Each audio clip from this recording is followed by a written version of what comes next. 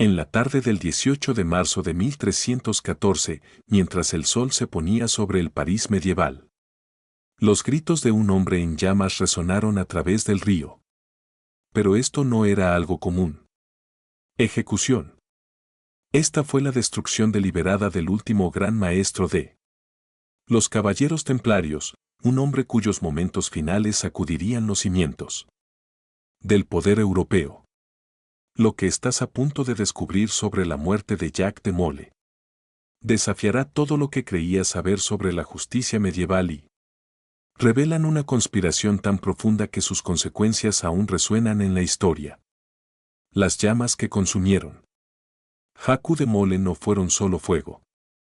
Fueron la culminación de 7 años de tortura, manipulación política y uno de los personajes más sofisticados asesinatos en la historia medieval. Cuando los testigos describieron su ejecución, no solo hablaba de un hombre moribundo, sino de un imperio que ardía con él. Los caballeros. Los templarios, que en su día fueron la orden militar más temida y respetada de la cristiandad, estaban siendo borrados de la existencia en él, de la forma más pública y humillante posible. Pero el verdadero horror de la ejecución de Molay no reside en las llamas ellos mismos, sino en la crueldad calculada que los precedió. Durante 7 años, este líder otrora poderoso había sido derribado sistemáticamente, torturado hasta que confesó crímenes que nunca cometió, solo para retractarse de esas confesiones en un acto final de desafío que selló su destino. La maquinaria política que lo destruyó fue tan despiadada, tan completa que serviría como modelo para la persecución patrocinada por el Estado durante los siglos venideros. ¿Qué? Lo que hace que la historia de Molay sea particularmente escalofriante es lo moderna que se siente. Poderosa organización destruida mediante pruebas fabricadas, confesiones forzadas y manipulación de los medios. El rey Felipe IV de Francia no solo quería la riqueza de los templarios. Quería borrar su propia memoria para dar un ejemplo tan aterrador que nadie institución se atrevería jamás a desafiar la autoridad real de nuevo. La ejecución de Jacques de Molay no era justicia. Era teatro representado para un público de reyes y plebeyos por igual.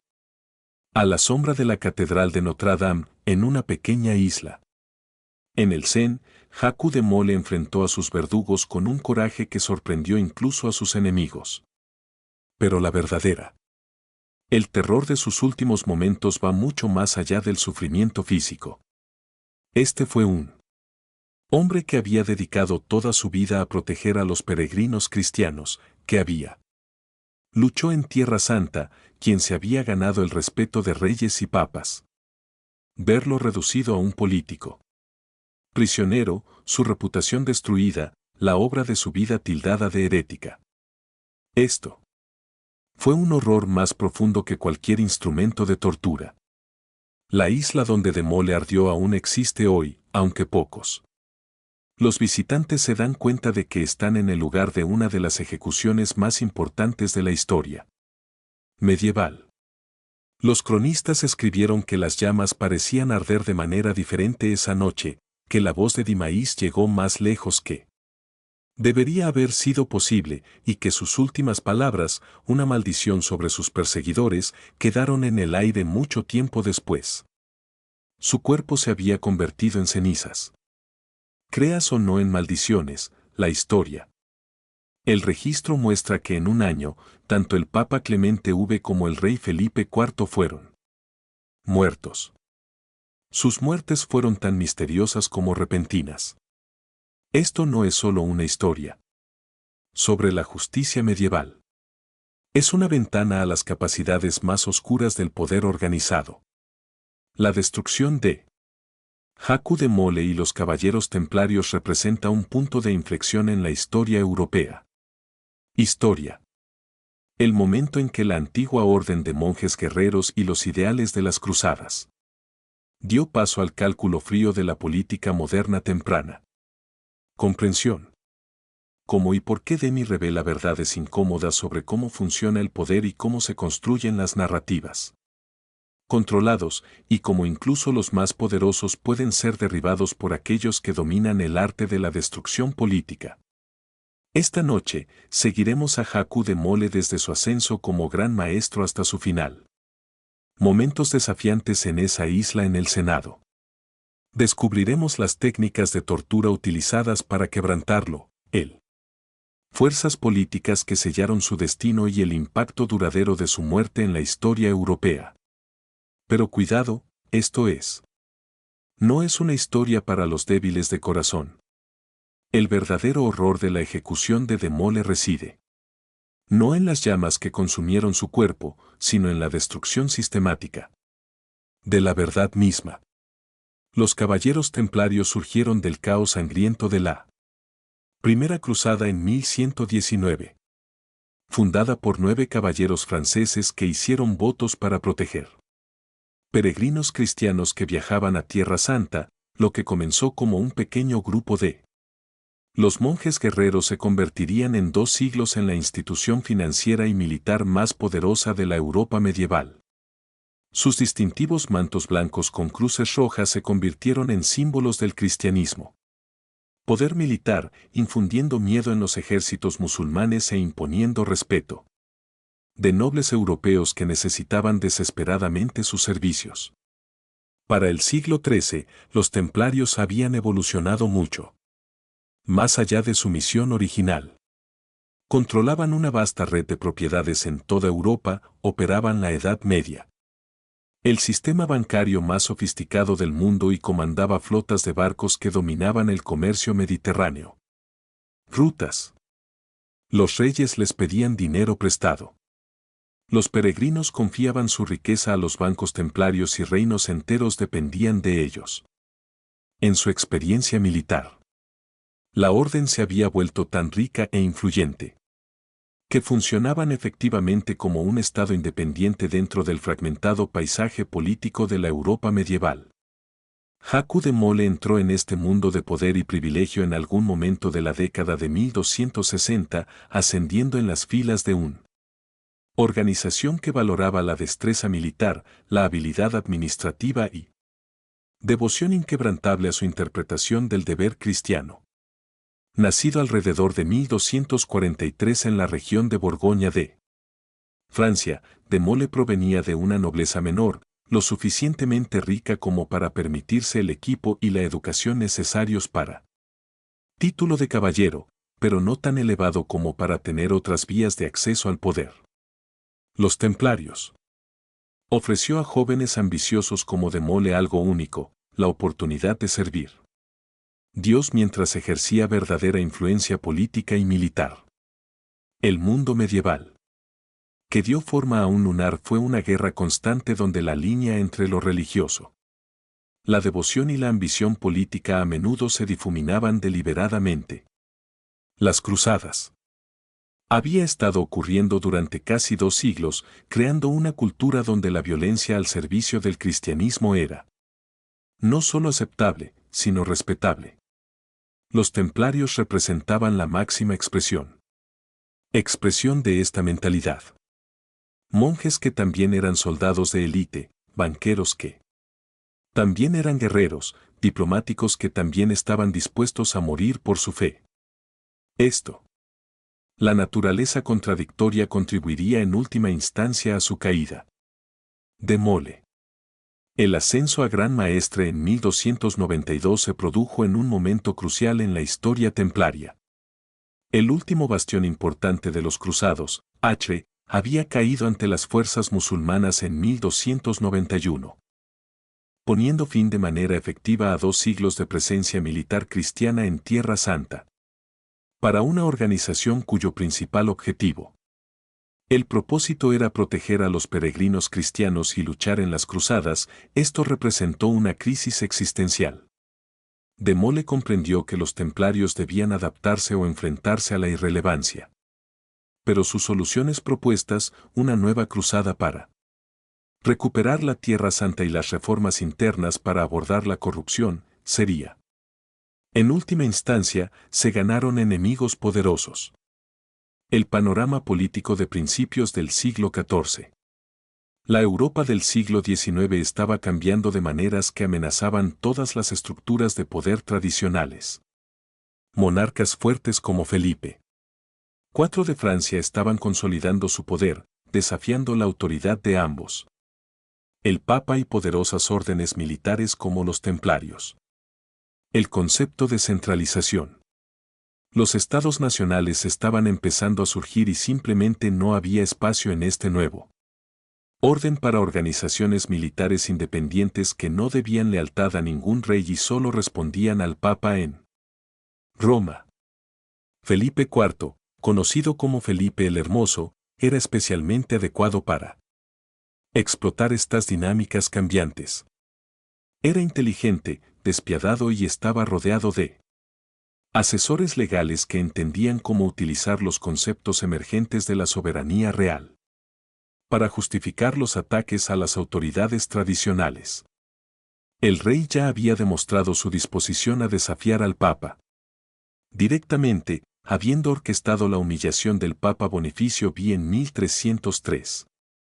Si Felipe pudo destruir la reputación de un papa, ¿qué posibilidades tenía el gran maestre de una orden militar contra su maquinaria política?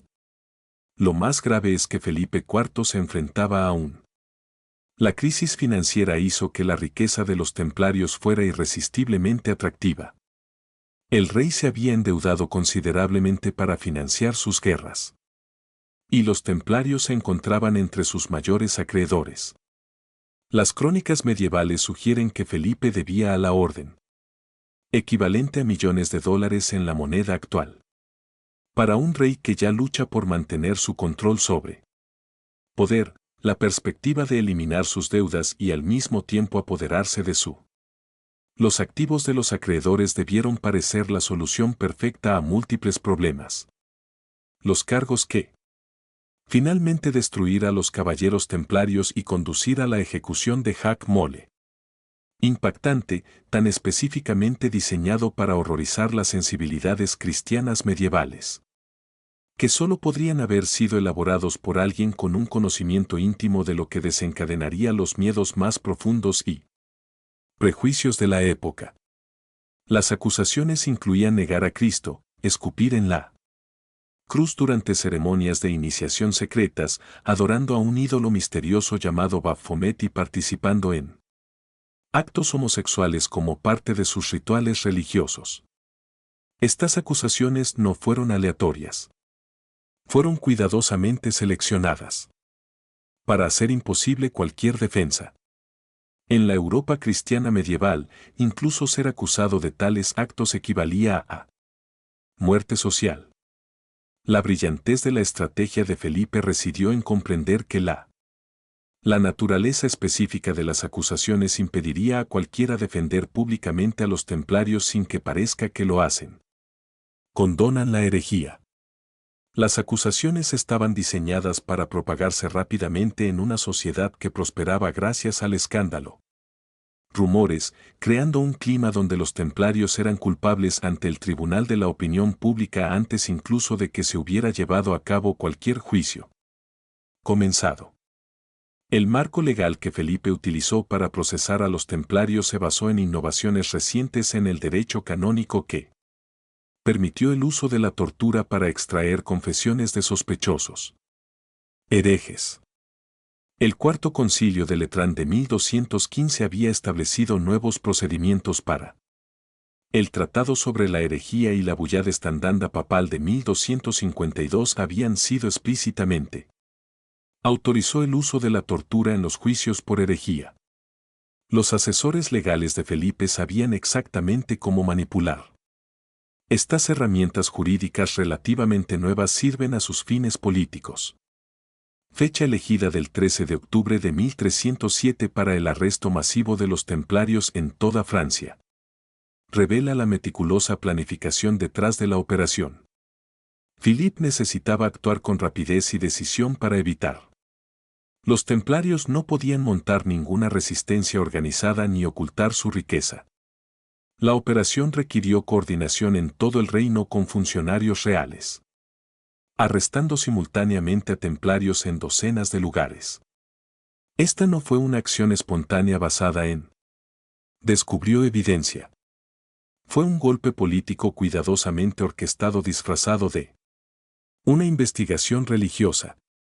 El momento también cumplió importantes propósitos simbólicos.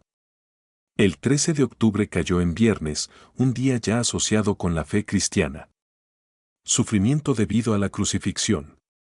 Al arrestar a los templarios ese día, Felipe estaba alineando simbólicamente sus acciones con la justicia divina, sugiriendo que Dios mismo estaba revelando los crímenes de los templarios.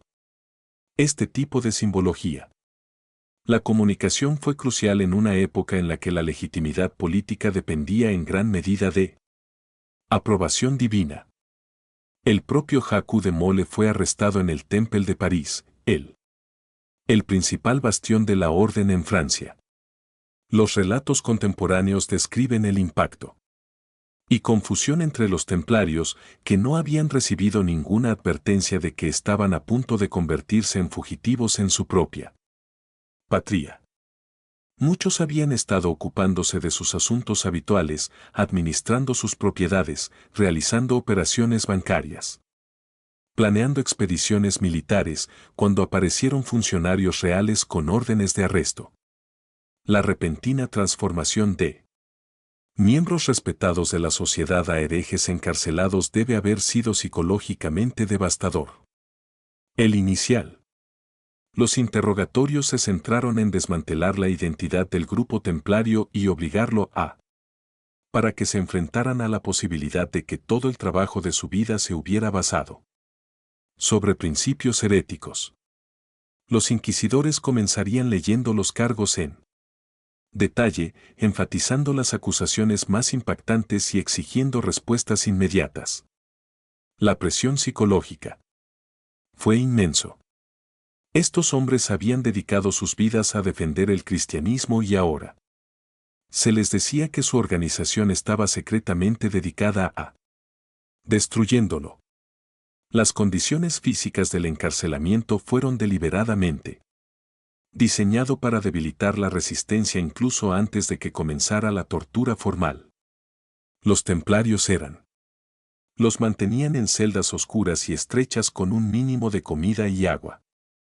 Se les negaba el acceso a sus compañeros caballeros, impidiéndoles coordinar sus respuestas o se apoyaban mutuamente emocionalmente. Muchos estaban encadenados, sin poder hacer ejercicio o mantener la fuerza física que había sido central para su identidad como monjes guerreros.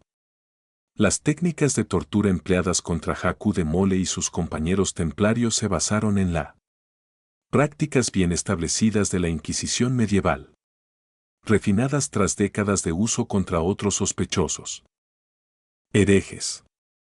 El método más comúnmente documentado fue el estrapardo, un procedimiento que implicaba atar las manos de la víctima a la espalda y luego levantarlas en el aire por las muñecas, a menudo se les colocaron pesas adicionales en los pies. El dolor insoportable se debía a la dislocación de las articulaciones de los hombros y el desgarro gradual de ligamentos y músculos. Los inquisidores medievales comprendían que la tortura psicológica podría ser incluso más efectiva que el dolor físico. A menudo se mostraban a las víctimas los instrumentos de tortura antes de usarlos, lo que permitía que su imaginación se amplificara. Su miedo. La vista del potro, con su elaborado sistema de poleas y tornos diseñados para estirar lentamente el cuerpo humano más allá de sus límites naturales. A menudo era suficiente para provocar confesiones incluso antes de que comenzara la tortura. El conocimiento de que la resistencia solo prolongar la agonía creó una dinámica psicológica que hizo que la confesión pareciera la única solución racional. Elección. La tortura del agua, conocida como la cuestión del agua, implicaba forzar a grandes cantidades de agua por la garganta de la víctima mientras estaba inmovilizada en una tabla inclinada. Esto creó la sensación de ahogamiento, asegurándose de que la víctima permaneciera consciente durante toda la experiencia. Contemporáneo. Los relatos describen cómo las víctimas salían de esta tortura con la garganta gravemente dañada y a menudo incapaces de hablar. Durante los días siguientes, el impacto psicológico de sentirse ahogado mientras. La idea de estar completamente indefenso era romper el sentido de control y autodeterminación de la víctima. La tortura del fuego estaba reservada para los casos más rebeldes, a menudo aplicada en las plantas de los pies, donde la piel estaba particularmente sensibles. Las víctimas eran sujetadas mientras se les aplicaban carbones encendidos o hierros candentes en los pies, creando lesiones que les impidieron caminar durante semanas o meses. El dolor fue descrito por los sobrevivientes como insoportable. Todo lo que habían imaginado previamente. Pero lo más importante, el daño permanente sirvió como un recordatorio constante de el poder de las autoridades incluso después de que el interrogatorio formal había terminado. Haku D. La confesión inicial de Mole se produjo después de meses de este abuso sistemático. El documento que sobrevive muestra señales claras de un hombre que estaba destrozado, no solo físicamente, sino psicológicamente. La admisión de haber escupido en la cruz y negado a Cristo se lee como las palabras de alguien que estaba convencido de que la resistencia era inútil, que la única manera de acabar con su sufrimiento era entregarle su cautivos lo que querían. La confesión es notable por su falta de detalles. De Mole admitió los hechos, pero proporcionó poca especificidad sobre cuándo, dónde o por qué ocurrieron. Lo que hace. La confesión de Mole es particularmente trágica porque los observadores contemporáneos notaron cómo su personalidad pareció cambiar durante su encarcelamiento. El seguro. El líder comandante que una vez había negociado con reyes y comandado caballeros en la batalla fue reducido a un hombre vacilante y temeroso que parecía dudar de sus propios recuerdos. Esta transformación no fue accidental. Fue el resultado previsto de un programa de tortura diseñado no solo para extraer confesiones, sino para destruir la identidad de la víctima.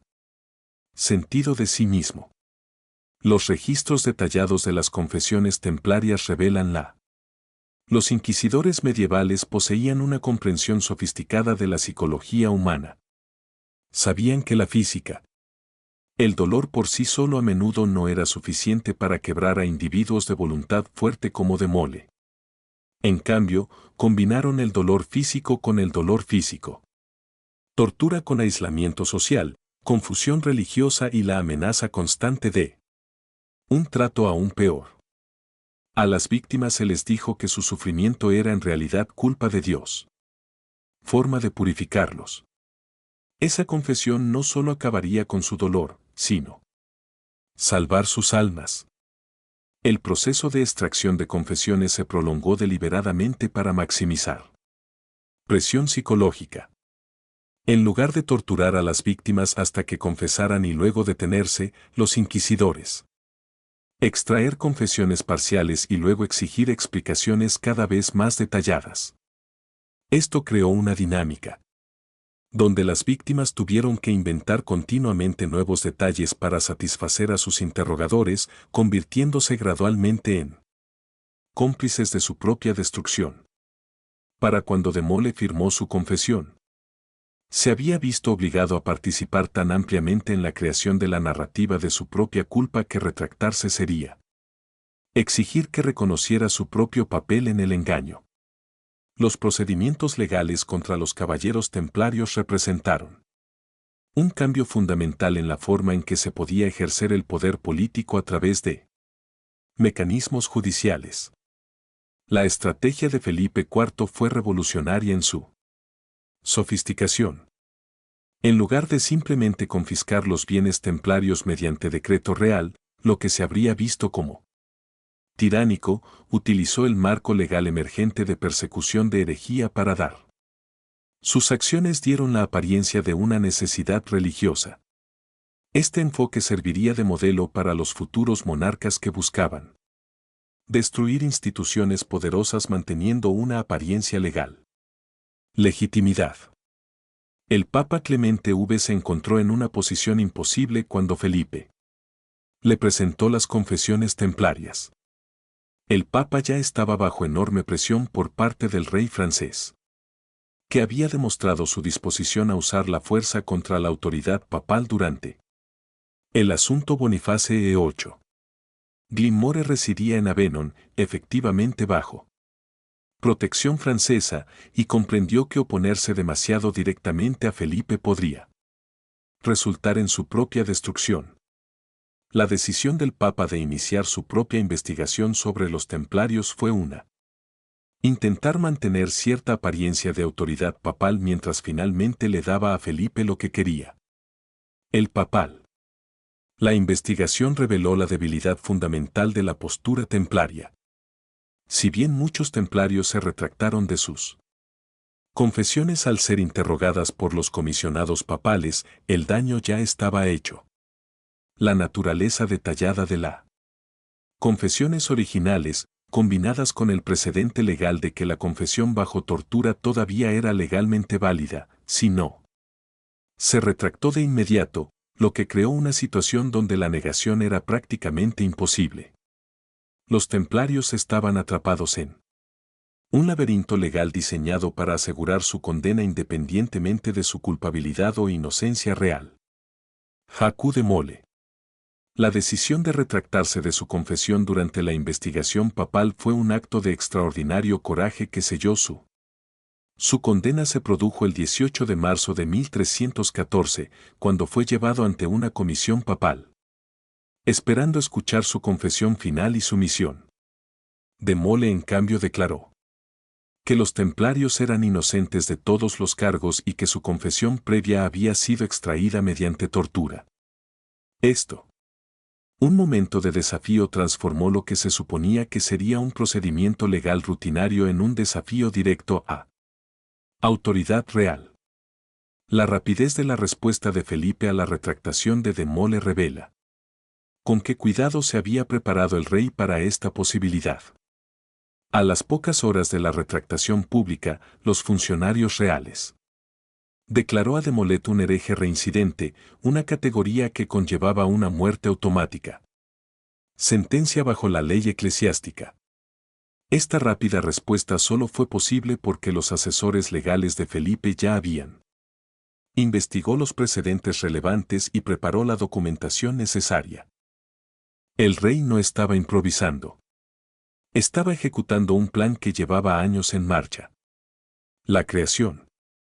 La elección del lugar de ejecución, una pequeña isla en el río Saín, cerca de la catedral Naam, estaba cargada de significado simbólico. La isla conocida como El Eloíd se había utilizado para ejecuciones anteriormente, pero la proximidad a Naam creó una conexión visual entre la ejecución y el juicio divino. Los espectadores reunidos en las orillas del río verían a Demo ardiendo con el telón de fondo de la más grande manifestación del cristianismo. Catedral importante en Francia, reforzando el mensaje de que su ejecución no fue solo política sino divinamente ordenado. El método de ejecución, quemarlo vivo, era específicamente reservado para los herejes y tenía un significado teológico particular. A diferencia del ahorcamiento o la decapitación, que se consideraba una muerte relativamente rápida, apropiada para crímenes seculares, se entendía que la quema ofrecía un anticipo del castigo eterno que espera a los condenados en el infierno. El sufrimiento prolongado no fue un efecto secundario desafortunado, sino una parte integral. Parte del castigo diseñado para demostrar la ira de Dios contra aquellos que habían traicionado la fe. Contemporáneo. Los cronistas señalaron que de Molay afrontó su ejecución con notable serenidad, usando sus últimos momentos para reafirmar su inocencia y pedirle a Dios que juzgue a sus perseguidores. Sus últimas palabras, conservadas en múltiples fuentes independientes, incluían una maldición sobre el Papa Clemente V y el rey Felipe IV, prediciendo que serían llamados a rendir cuentas por sus crímenes dentro de un año. Este último acto de desafío transformó a De Mole de un prisionero destrozado en un profeta martirizado, creando una narrativa que sobreviviría. Sus verdugos. Las consecuencias inmediatas de la ejecución de Jacques de Mole envió ondas de choque a través de la sociedad europea que se extendieron mucho más allá del destino específico de los caballeros templarios. La destrucción sistemática de una institución tan poderosa y respetada demostró que ninguna organización, independientemente de su riqueza militar, la fuerza o sanción religiosa, estaba a salvo del poder real cuando se ejercía con suficiente crueldad y sofisticación legal. Los reyes de toda Europa tomaron nota sobre los métodos de Philip, reconociendo que se podrían utilizar técnicas similares contra otras instituciones inconvenientes dentro de sus propios reinos. El cumplimiento de la maldición de De Mole un año después de su ejecución se convirtió en uno de los eventos medievales. Los acontecimientos sobrenaturales más comentados de Europa. El Papa Clemente V murió en abril de 1314, apenas un mes después de la ejecución de De Mole, según se dice, sufría de una dolorosa enfermedad que persistía desde el inicio de los juicios templarios. El rey Felipe IV murió en noviembre del mismo año, asesinado en un accidente de caza que muchos contemporáneos interpretaron como divino retribución. La rápida muerte de ambos hombres dio a las últimas palabras de Demle un significado profético, cualidad que realzó su reputación de mártir. La leyenda de la maldición de De Mole cobró vida propia y se convirtió en una historia de advertencia sobre los peligros de perseguir a religiosos inocentes.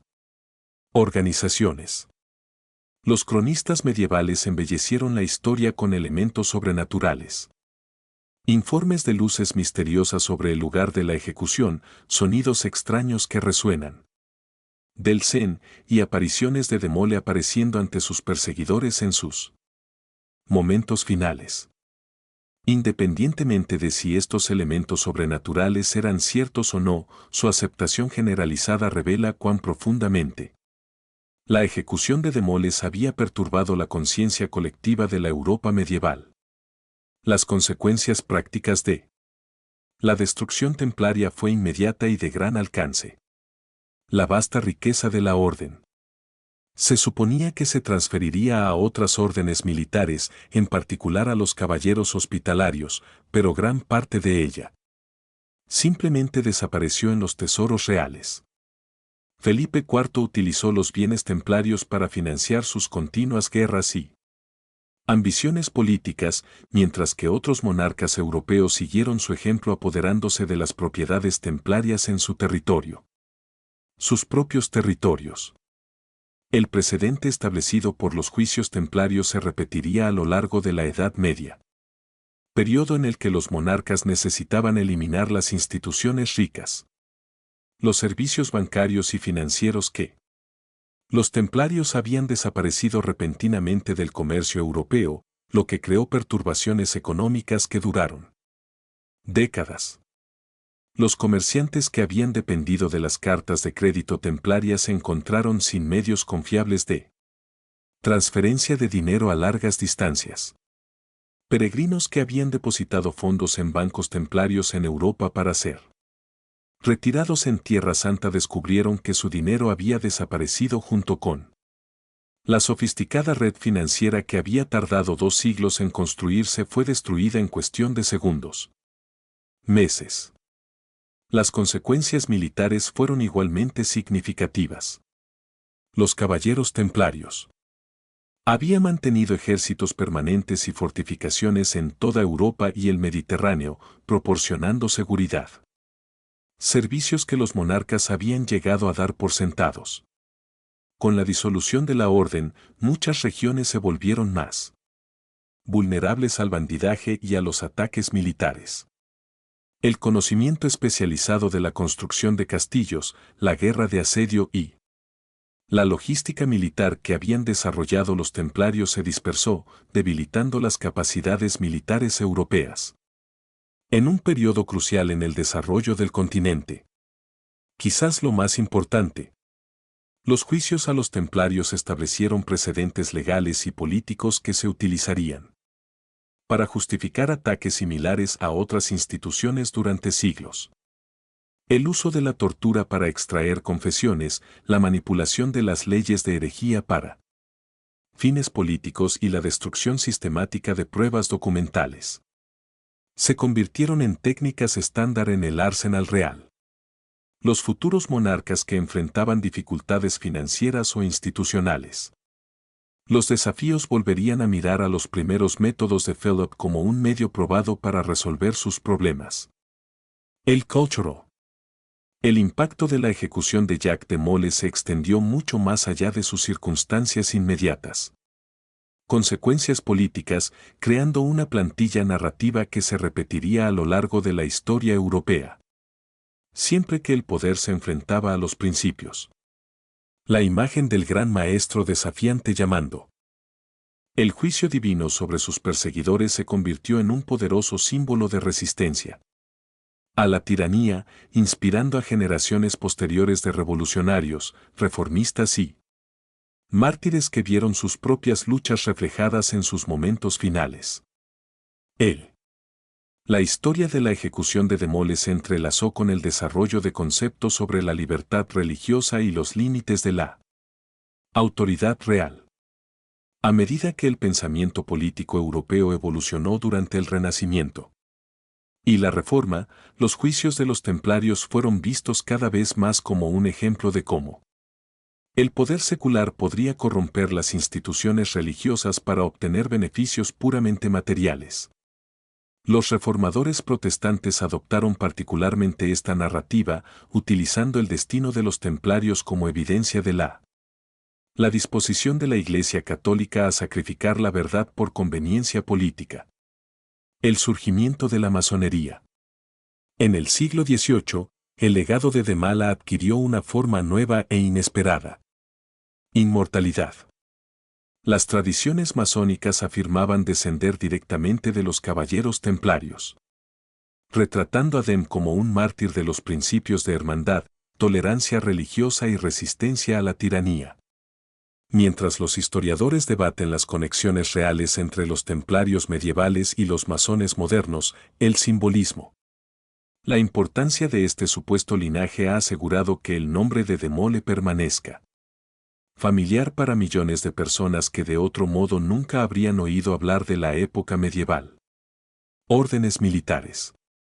La Revolución Francesa de 1789 proporcionó quizás la más un ejemplo dramático de cómo la ejecución de Molay siguió resonando en la conciencia política europea.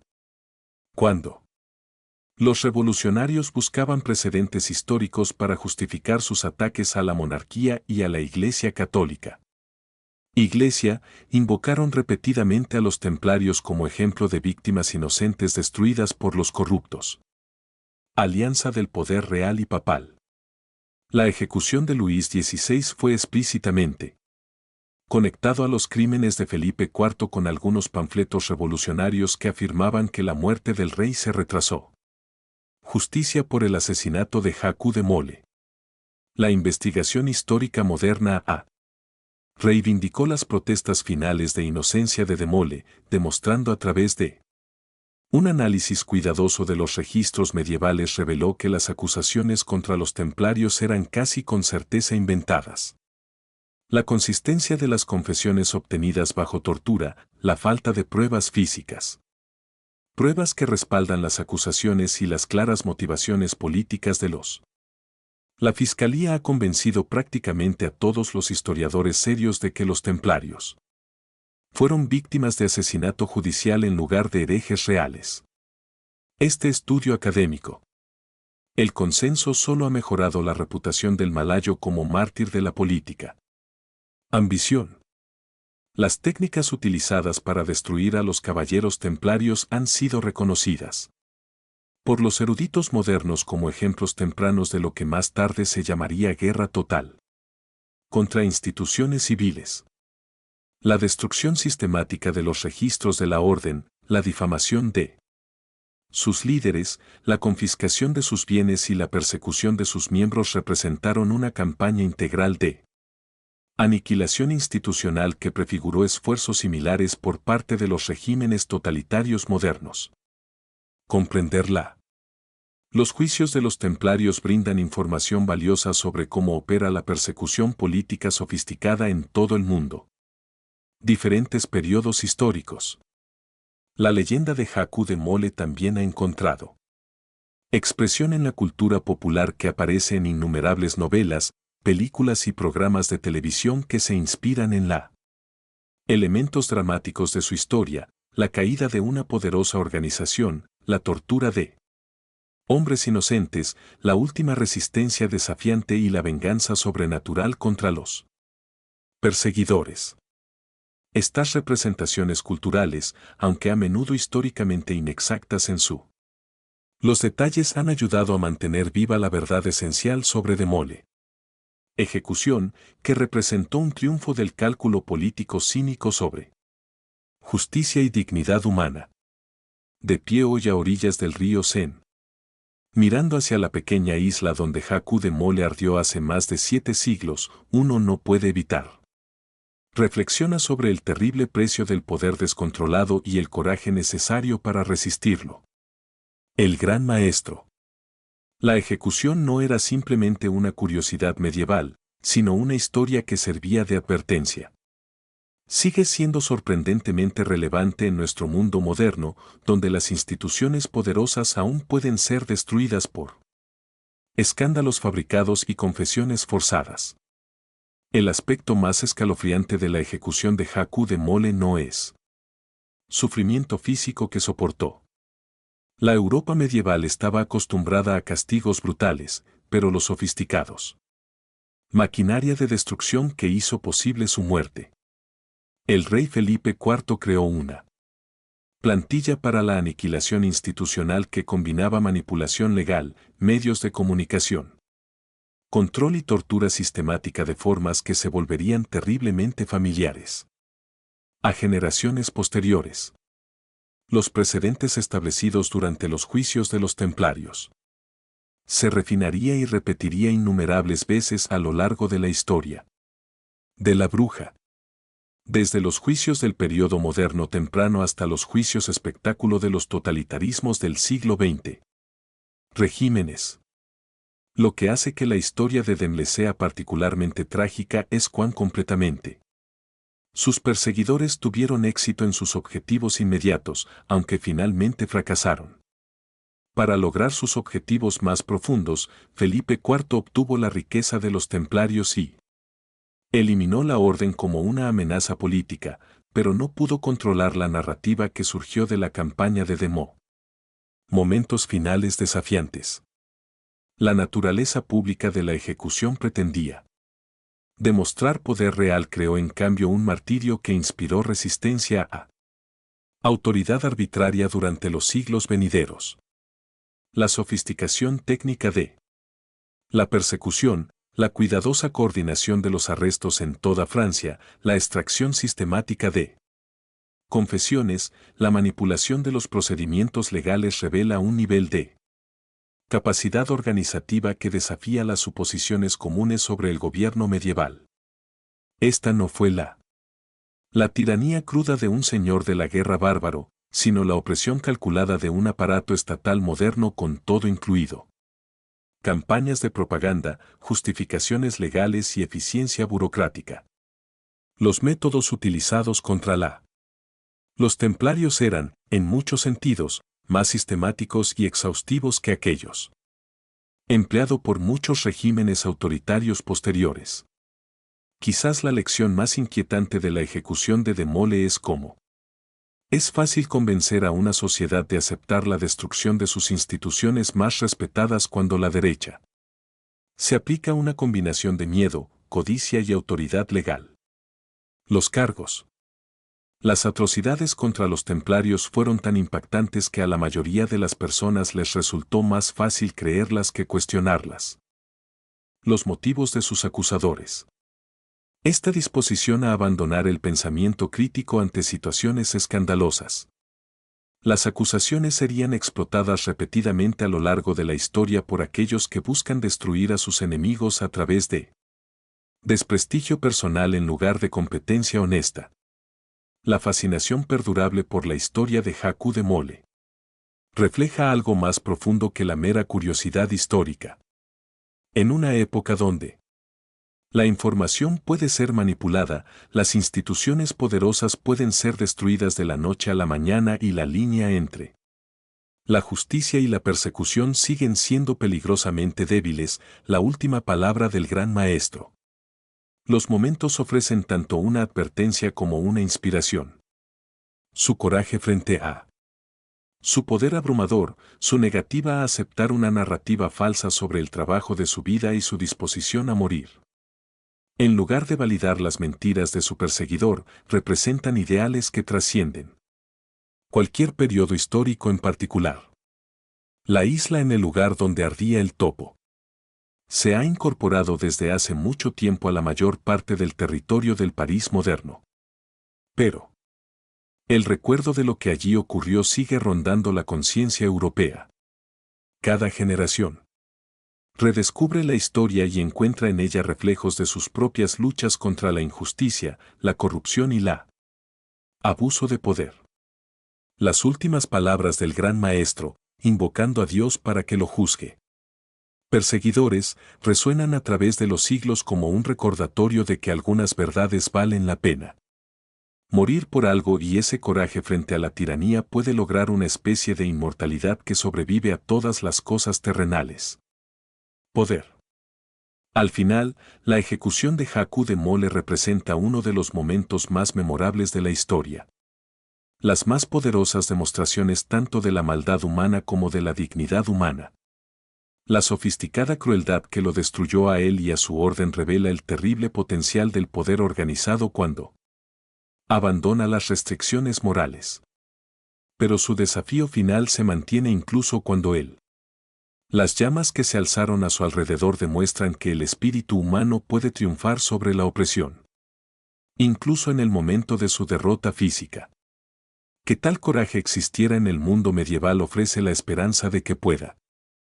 También existe en el nuestro.